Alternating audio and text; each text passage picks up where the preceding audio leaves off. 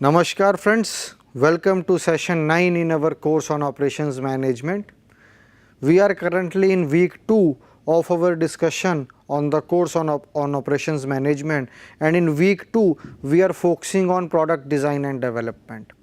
Now just to have a brief review of what we are covering, we have covered the basics of operations management or fundamental aspects of operations management in week 1, in which we have seen the scopes, objectives and strategies of operations management.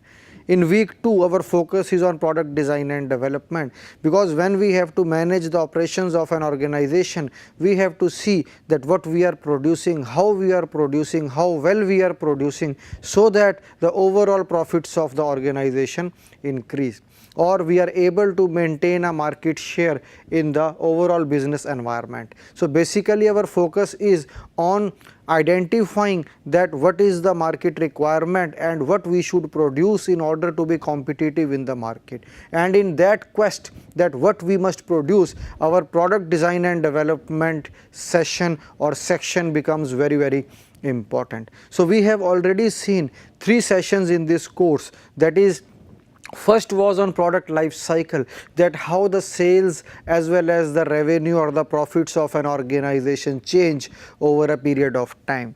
Then in session 2 we have seen a very important aspect of value engineering, which is usually not covered in the UG curriculum. So in value engineering we have seen that we have to focus on the functions of the product, we have to focus on the design of the product, so that we are able to achieve all the functions at the minimum possible cost to be competitive in the market. Then we have seen in the previous session, we have discussed the design for X. We have taken few examples of design for manufacturing. We have taken a Texas Instrument example of design for assembly. So currently our focus is towards the design of the product, and in that context only we are today going to cover another important aspect that every engineer must keep in mind while designing a product, that the human product interaction should be very good in the sense that both should enjoy the interaction. The person should enjoy and interacting with the product, and the product should also enjoy interacting with the human being. And how that is possible? That is possible if we take into account the aspect of ergonomics. Now in ergonomics we can see that there are different types or different phases or different, we can say, aspects of ergonomics. So in today's session our focus primarily would be to understand the basic concept of ergonomics, types of ergonomics, and then we will try to understand it with the help of suitable examples. We will see that how we can apply the aspect of ergonomics in order to improve the product design. So ergonomics is all around us. For example, I am using this pointer. We can use the basic aspect of ergonomics in the design of this also. If you could see the shape of this particular pointer, it is easy to hold in the hand. So very easily we can have one good example of ergonomics right in front of us, where we can see that how the shape has been designed. It could have been a straight rectangular cross section also, but a particular shape has been given so that it is easy for me, it is comfortable for me, it is enjoyable for me to hold this pointer. So that is basic aspect. So we need to focus on that interactive aspect, that how the person is interacting with the product and how the product is interacting with the human being, vice versa. So that we have to take into account. We have to fit the product to the needs of the person, or to the benefits of the person, or to the comfort of the person, or to reduce the fatigue of the person, or to reduce the tiredness of the person. So we have to design the product in such a way that the person is able to perform his task without any fatigue, without any extra effort. So that is the basic purpose of the ergonomic design. And with this introductory we can say session, I will just now move towards the presentation, in which we will try to understand the basic aspects of ergonomics from the fundamental point of view, as well as we will have a structured discussion with the help of slides and this presentation. So let us now quickly go to the term ergonomics. That what do you mean by ergonomics?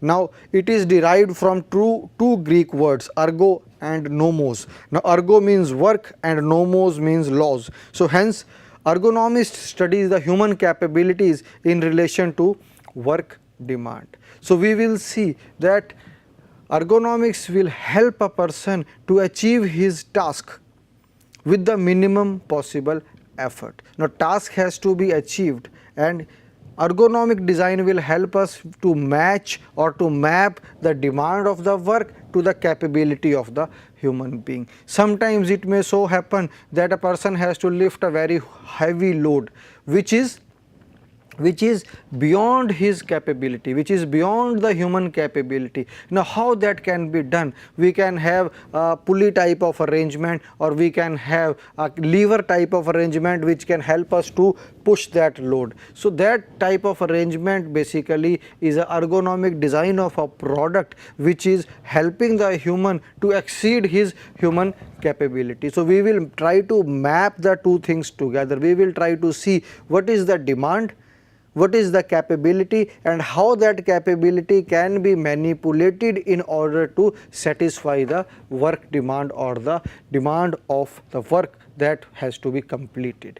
So one example I have taken, maybe a very vague example that just came to my mind, but similar type of facts or figures we will try to understand that how we can make the work easy for the person who is going to perform that task. So that is the basic concept of ergonomics. Again I will read the last sentence which I have tried to highlight with an example. Ergonomists, the people who are experts in the field of ergonomics, they study the human capabilities in relationship to the work demand. The work demand means the specifications of the work that has to be completed. Now a more structured definition of the word ergonomics is given. The source is International Ergonomics Association. So I will read this definition and then try to explain this definition to the best of my ability, whatever examples I can give related to this definition. The scientific discipline concerned with understanding of interactions among humans and other elements of a system. Now the interaction between the humans and the other elements of the system. Now let us consider this system where this recording session is being organized.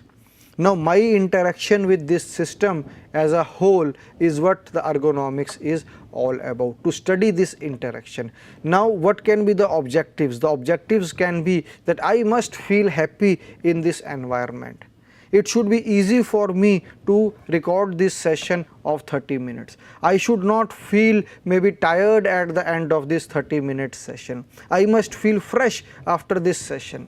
So how that can be ascertained? That can be ascertained by providing an environment which is, we can say, cordial, which is, we can say, congenial for recording of a session. That can be achieved through maybe air conditioning, that can be achieved through a proper lighting system. So we have to design the system in such a way that the interaction between the man and the system is good or efficient or effective. So the first sentence I have tried to explain with the help of an example. The scientific discipline concerned with understanding of interactions among humans and other elements of the system. I am a human and this recording studio is a system.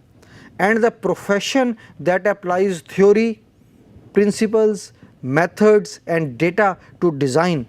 Now for designing a system, what is the basic information required?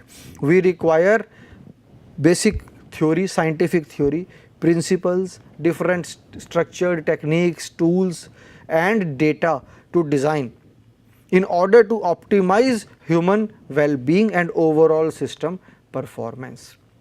So the system performance must also be ascertained, and human well-being also has to be ascertained. So the system performance, how we can ascertain? If we are providing good environment to a professor who is recording a session, we can have more efficient recording, we can have better management of time, we can have more sessions per day if the system is performing well. So that is basic definition. The main point here is, if we try to understand, we can divide this whole thing into three, we can say, broad categories or three broad areas. First one is that the word interaction. Second one are the elements. The one is a human element, another one is a system or an organization.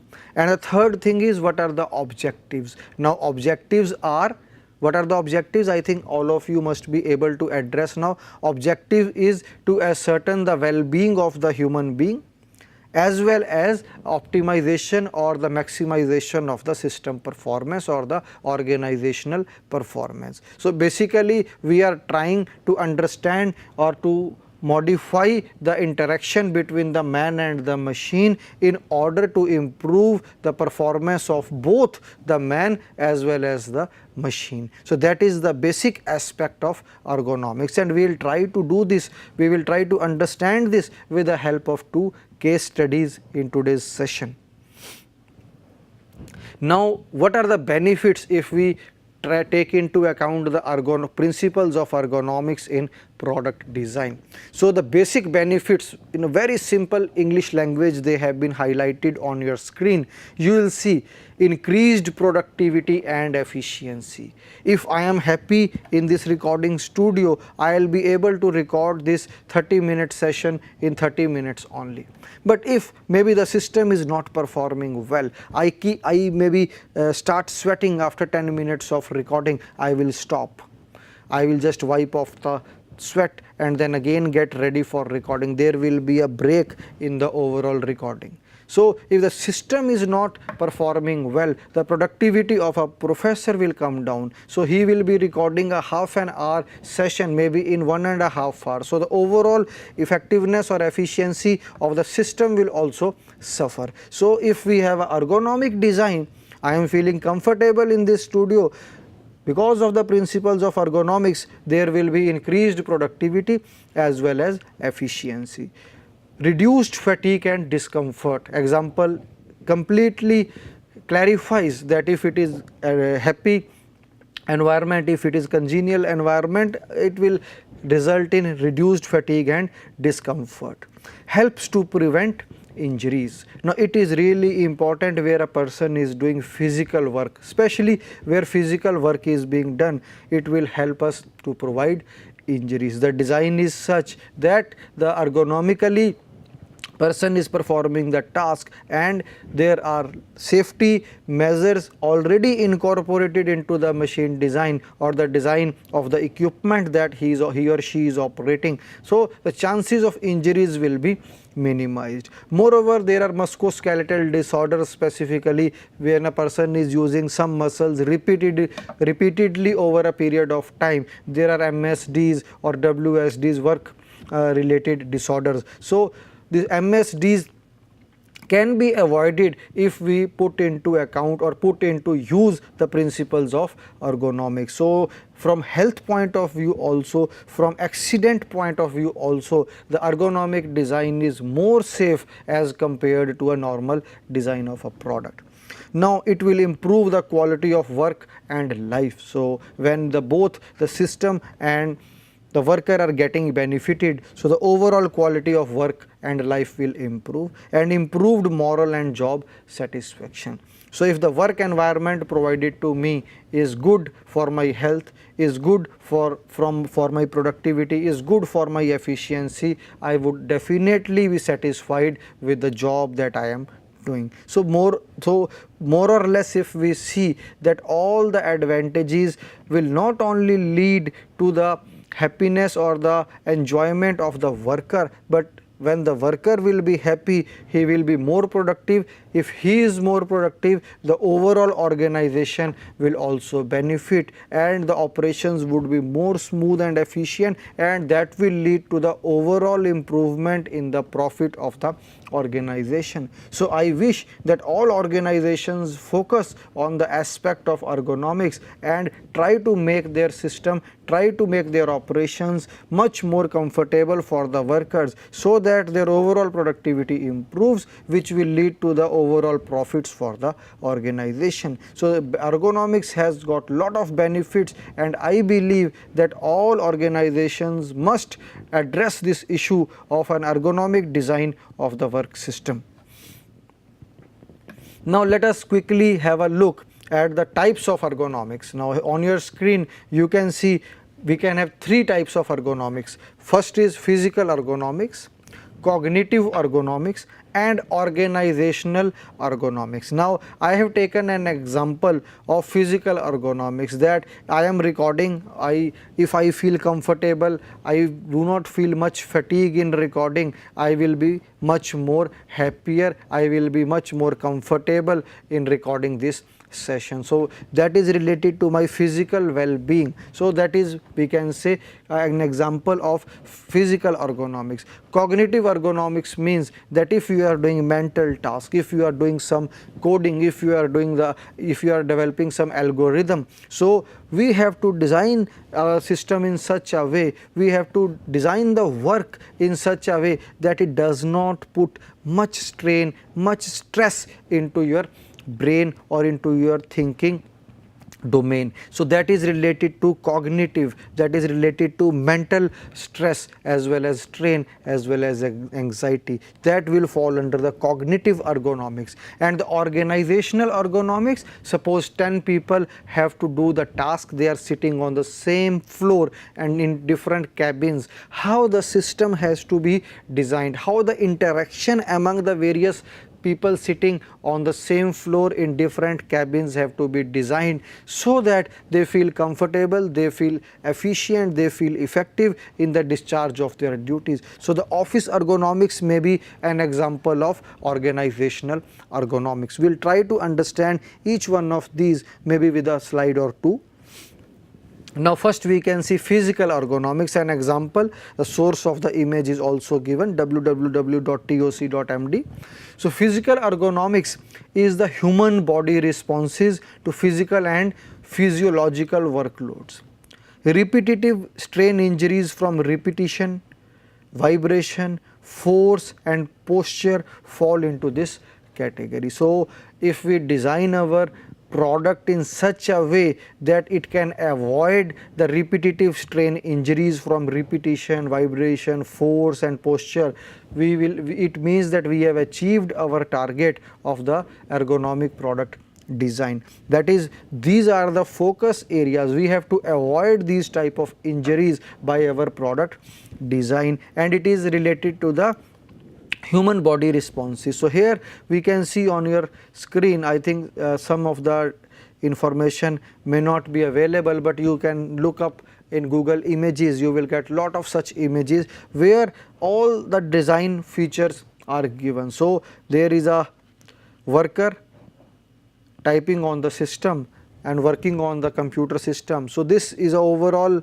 work system, and it has to be designed in such a way that the person working on the computer feels comfortable. So there is data that is related to this. What should be the height? It is given maybe 16 to 20 inches is the height of this chair. Then desk height 23 to 28 inches. What should be the angle of the elbow? All these things, what should be the distance between the eyes and the screen. So these all things are designed in such a way that, or optimized in such a way that the person feels comfortable. So this all is related to the physical responses and therefore falls under the category of physical ergonomics. Next is the cognitive ergonomics. In cognitive ergonomics, we can see deals with the mental processes and capacity of human, not the physical capacity of human, it is a mental capacity of human, which we can sometimes objectively classify as the IQ. So, cognitive ergonomics deals with the mental processes and capacity of human when at work. Mental strain from workload, decision making, human error and training fall in this category. So, it is related to the mental work that a person is doing at his job. Organizational ergonomics is a third type of ergonomics. It deals with the organizational structures, policies and processes in the work environment, such as shift work, scheduling, job satisfaction, motivation, supervision, teamwork, telecommuting and ethics. Now, basically office ergonomics or organizational ergonomics is related to the interaction between the various workers or various engineers or various computer programmers who are working with the overall system. So, they are working on a shop floor. How the shop floor should be designed, how the office space should be designed to improve the interaction between these people. The people who are working, they should feel more productive, more efficient, more effective in the discharge of their duties. So, basically organizational ergonomics is related to framing of policies, framing of, we can say, processes in such a way that the overall efficiency of the work system improves. So, three types of ergonomic focus areas we have seen. Ergonomics can focus on the physical domain, ergonomics can also focus on the mental domain, that is the cognitive domain, as well as ergonomics can focus on the processes or the procedures or the rules or the guidelines of the organization and try to improve the overall effectiveness of the organization. So, we can use the concept of ergonomics in the design of various we can say processes and systems within the organization. Now, some of you may be wondering where to apply the principle of ergonomics. So, it is a global subject. So, you can apply it where a person is operating on a single machine, single person, single machine. Yes, you can apply the concept of ergonomics. There are 20 people working on 10 different machines. Yes, there also you can apply the principle of ergonomics. There are 10 office people working on the accounts of the organization which is producing maybe automobiles or cars or motorbikes. Yes, in that office space also you can apply the concept of ergonomics. Basically, wherever any kind of work is being done, the work may be physical work, the work may be mental work. So, all those places you can apply the aspect of ergonomics in order to improve the overall system performance as well as the overall workers' performance. Now, what can be the objectives? I think I have already highlighted what are the objectives, but to have a more structured information to all of you, we can have a just reading of what are the objectives. So, the objective is to improve the efficiency of operation by taking into account the typical person's height, strength, speed, visual capability and physiological stresses such as fatigue, speed of decision making, demands on memory and perception. So, basically our focus is to improve the efficiency of operation or efficiency of the system.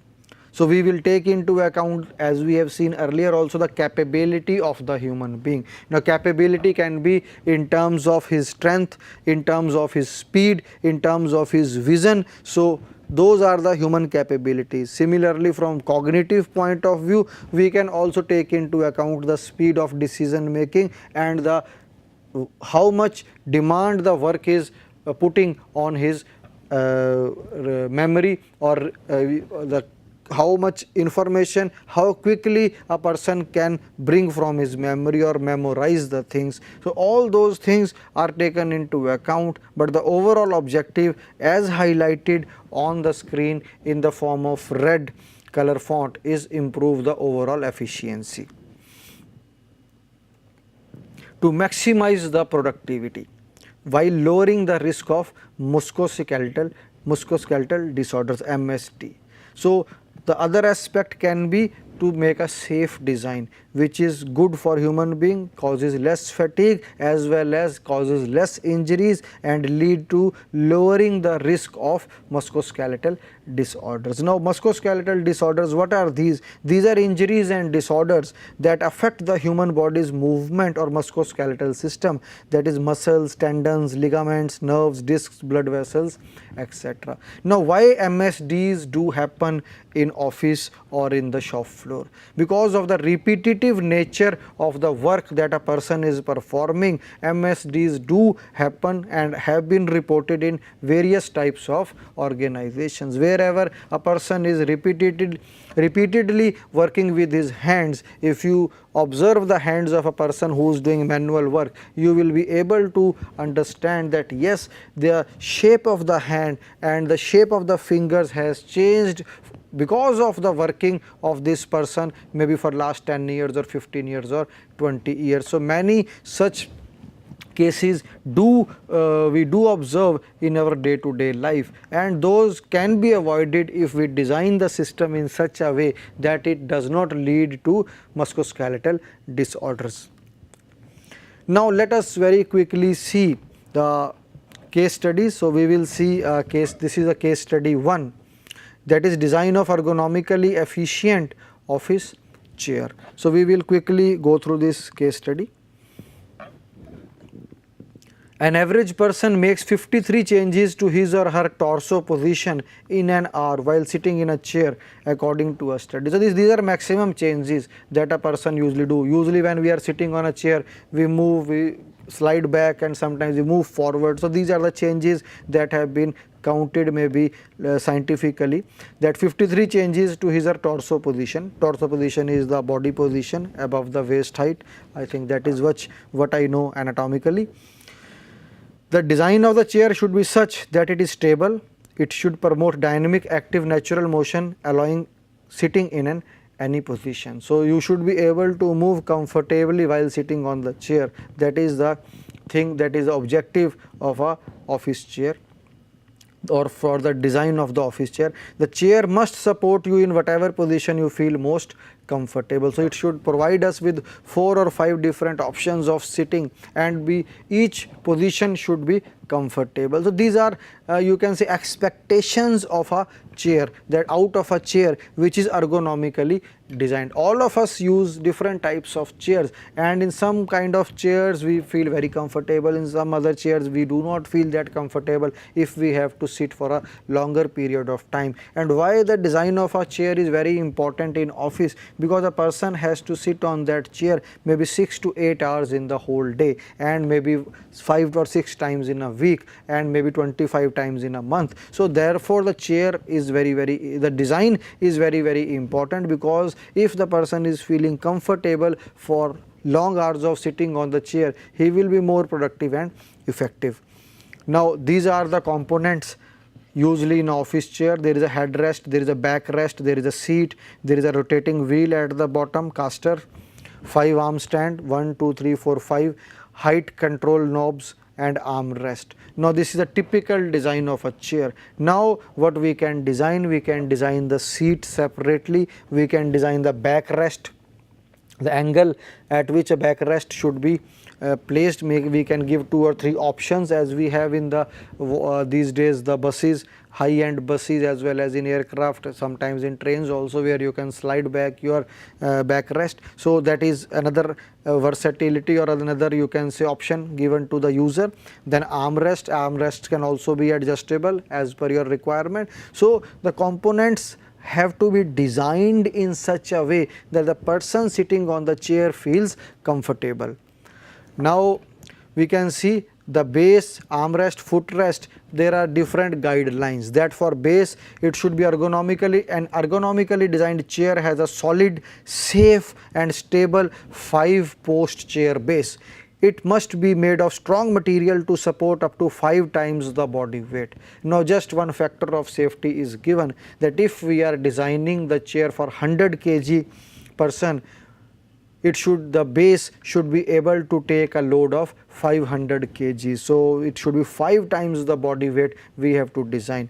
Then armrests are there curved armrest with depression in between to support the forearm properly. So guideline for armrest is given. Similarly, the guideline for footrest is also given. Footrest must be adjustable, does not restrict the leg movement. If we want to move our leg, the footrest should not maybe come in on the way in the direction in which we want to move our legs. As wide as your feet, at least it should be as wide as our feet, so that we can place our feet comfortably. Large enough for the soles of both feet, has a non-skid surface. It should not happen that we are putting our foot on the footrest and the foot is sliding again and again. So it should be a non-skid surface. So headrest must, we can say, facilitate relaxed posture that helps relieve the pressure on your postural muscles, which can decrease fatigue and increase comfort. The backrest should be large enough to cover the entire width of the back. A minimum of 12 inches is recommended for width. So the backrest is also very important, headrest is important, footrest is important, the seat is also equally important. There is a lot of work people have done on the design of the seat also. Now this is, we can say, the final view or a 3D view. The source is also given here of an office chair. So maybe this is one design, and the design of the office chair will also change as per the geographical location. Maybe far east, if we go from Indian perspective, we are saying we will have a different design of a office chair, the different dimensions of the office chair, the seat will be designed accordingly, backrest and other dimensions or the specifications will be accordingly, because that depends on the average data of the human beings of that particular country. Similarly, from Indian perspective, if we go to the western side, we will have a different design or different, we can say, dimensions of the similar type of design, because of the anatomical change in the anatomical, or the, we can say, the anatomical, sorry, may not be the right word. As a mechanical engineer, I am not that conversant with the biological terms, but yes, the anthropometric data is very important. So based on the anthropometric data, we will have a different dimensions on the western side of India and western side of the world as per Indian perspective, and different dimensions on the eastern side of the world from Indian perspective. But the overall objective of the design of ergonomic chair will be to improve the performance of the worker who is sitting on that chair in terms of the overall productivity. Moreover, the person must also feel comfortable fitting on the chair or sitting on the chair, while it should also be providing him some space where he can move or change his postures comfortably. So that is one design. And the case study 2 is of ergonomics of a tower crane cabin. So quickly we will go through this. We can see this is a person on sitting, so in the tower crane cabin. So this is a tower crane cabin, and this is what it looks from outside, and this is the position inside. So you can see all the controls are within his reach, minimum reach. He can look down, there are glass cabin, this is a glass cabin, so he can look down, he can look sideways, he can look straight. So it provides good visual, you can say, comfort for the person, because he can look sideways as well as what is happening just behind the tower crane. So what are the recommendations for this tower crane?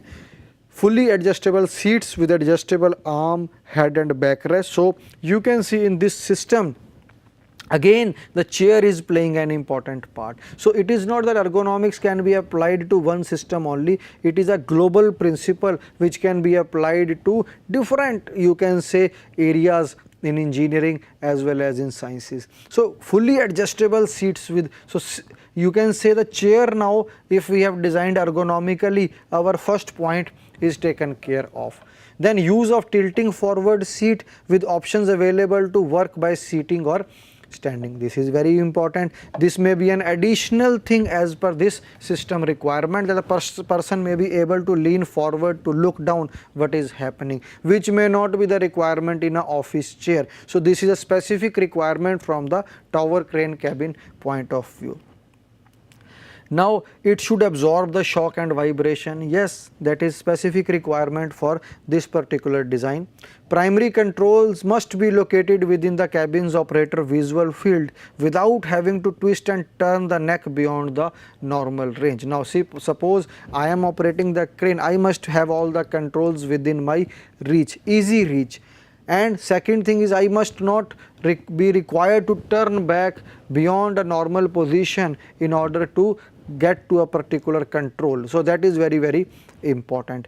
Improve the visibility by cleaning windows equipped with wiper blades and washers, because we are proposing the glass window. So there must be arrangement in case of a dusty environment. Sometimes the glass may get covered with dust and it may affect the visibility outside. So there must be wiper arrangement so that the glass can be cleaned properly. Sliding windows for ventilation and outside window wipers with washers to clean the debris. So this is a specific requirement where there is lot of dust and dusty environment is there. We should always clean the glass windows. So we can see for a particular application where the cabin is there on a tower, we need to design it properly. So few recommendations are given here, and if we follow these recommendations in the design of this tower crane cabin, very easily the work environment, the work, you can say, performance of the person who is performing the task will be improved, and overall system performance will also improve. So we have taken two examples, one a design of a chair, another the design of a cabin in which a person is going to operate. So basically we can see that ergonomics is a phenomenon, or it is a science which can be applied in various aspects in order to improve the interaction, or in order to study the interaction between the man and the machine, and the overall objective is to improve the system performance. Now in our session on ergonomics, we have tried to highlight the basic aspects of ergonomics only.